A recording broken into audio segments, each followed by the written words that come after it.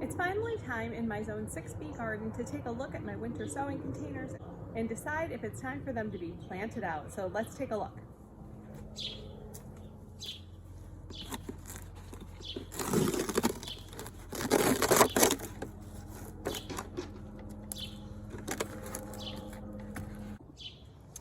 So this is our columbine, and don't give up hope, because this little guy was the only one I saw about a week ago.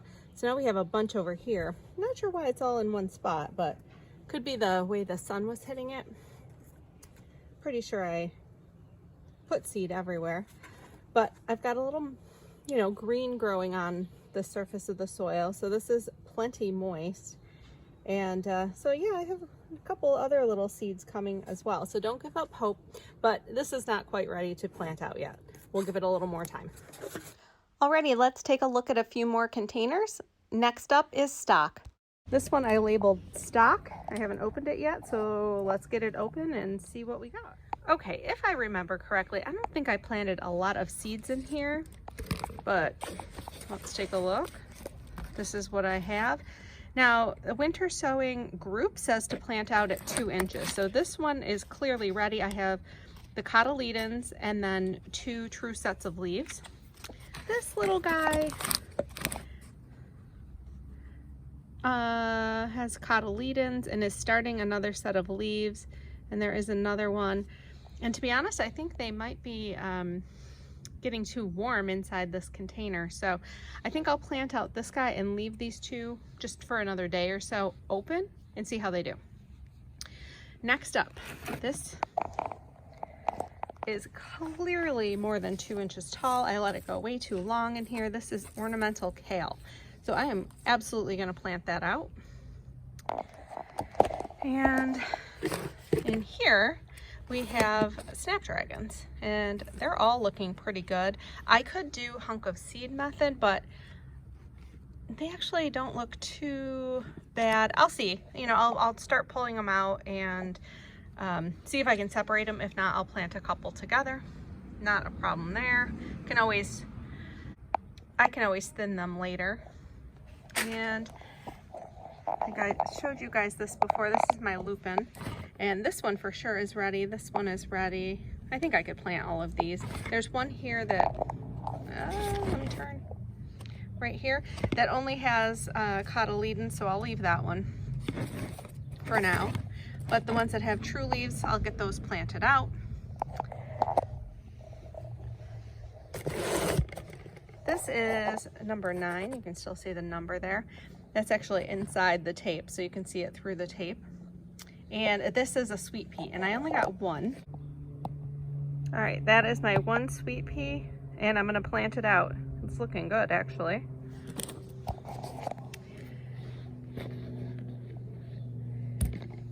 And number 11, I have a bunch of things in here. Let's open it up and take a look and see if they're ready for planting out.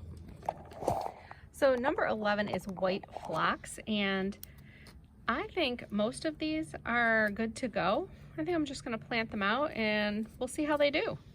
I've got the perfect spot for them already. What do you guys think? I think the poppies are ready to go. These are gonna get spread out in my front garden bed, and I think they're perfect. Let's get those planted. I think everything, we're just gonna plant it all out. 21 is a variety of Sweet William, so let's get that planted out. All right, so here is number 21. Yeah, for sure. These are definitely more than 2 inches tall. So, yep, we're gonna get these planted. We're going to start in the front flower bed. I have my ornamental kale right there, and I'm going to plant it by my Jacob's ladder. And ornamental kale doesn't want to get too much sun, so I'm trying to protect it a little bit. Hopefully, I feel like I'm a little behind schedule in planting it, so hopefully the shade of this spot will prolong the bloom cycle. So let's get to planting.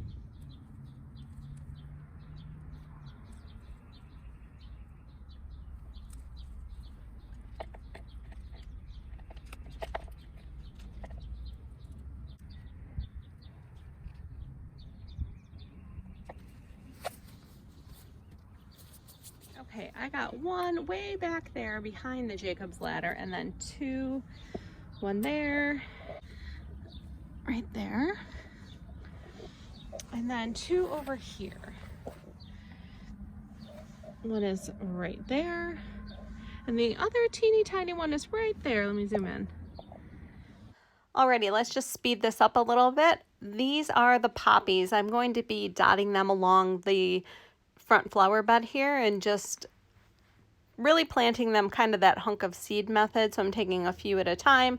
I'm using that stake to kind of make a little hole and just planting that whole clump together.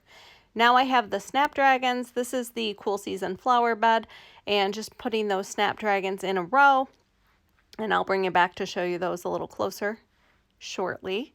And then next up I have the stock, just planting a couple of those at the end of the row here.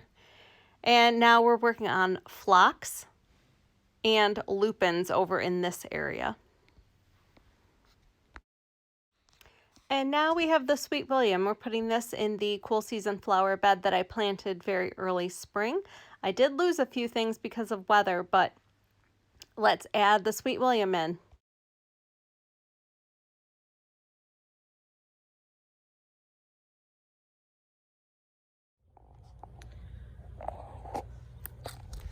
Okay, so the snapdragons went in here next to the black-eyed Susan, along right in there, and then we have poppies planted within the flower bed. I kind of dotted those around different places. Let's see, we have one there, down there. Penstemon came back so nicely from last year. That's what I transplanted last year.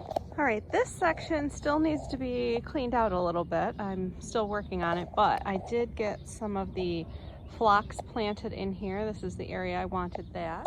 All right, and this was my cool season flower bed for the spring planting. So I added Sweet William to this flower bed. So we got those in the ground into the Bio 360 biodegradable film.